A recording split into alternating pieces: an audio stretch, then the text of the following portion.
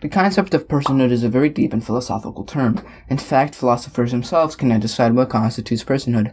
For the sake of this argument, I will bring up 4 examples of qualifications philosophers have thought of. The first example I would like to bring up is from a legal scholar named John Noonan. He gives us the genetic criterion. If you have human DNA, you have personhood. And if you do not have human DNA, you do not have personhood. If you saw someone like, let's say, Superman, you think that he has personhood, right? He's a superhero, he saves people. He not only looks like a person, but he also acts similar to one. He is morally superior to most people, a logical conclusion from him dedicating his life to saving people. But according to John Noonan, Superman would not have personhood.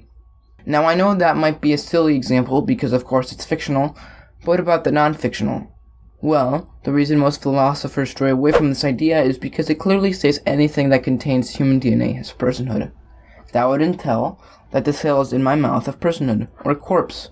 So it is clear as to why most philosophers stray away from the genetic criterion. The application for a fetus would obviously be that the fetus has personhood, but as we already have pointed out, and many philosophers and other people, the genetic criterion is extremely problematic. American philosopher Mary Ann Warren came up with the 5 criteria for personhood. These include consciousness, reasoning, self-motivated activity, the capacity to communicate, and self-awareness. These are called the cognitive criteria. Warren argues that some people are just not persons, either not yet or not anymore. This criteria completely rules out fetuses, but also infants, as infants cannot reason at a level that would be deemed reasonable. Infants are also not self-aware until 18 months. If we were to be logically consistent with the cognitive criteria, we would not only be saying that fetuses do not have personhood, but also infants. So if you're going to use the cognitive criteria as an argument against the personhood of a fetus, as an argument for abortion, then you would consequently also be arguing for infanticide. The social criterion states that you are a person whenever society recognizes you as a person, or whenever someone cares about you.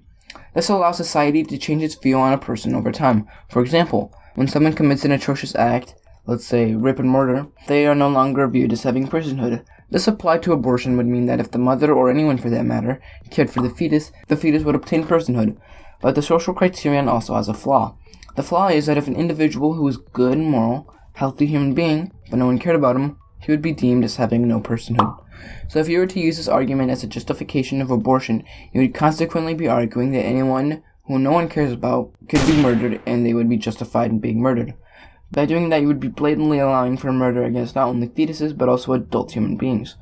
It would essentially be a sick popularity contest. Australian moral philosopher has a theory that states the key to personhood is sentience, the ability to feel pleasure and pain.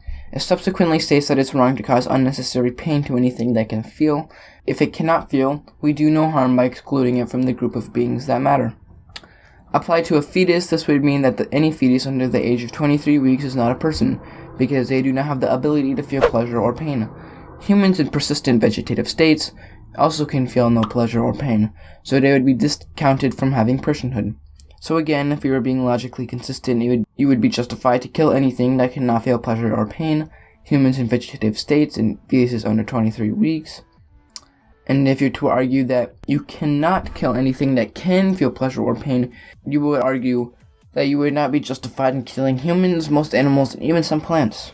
The previous 4 definitions of what constitutes personhood were all fairly different and all had their own flaws.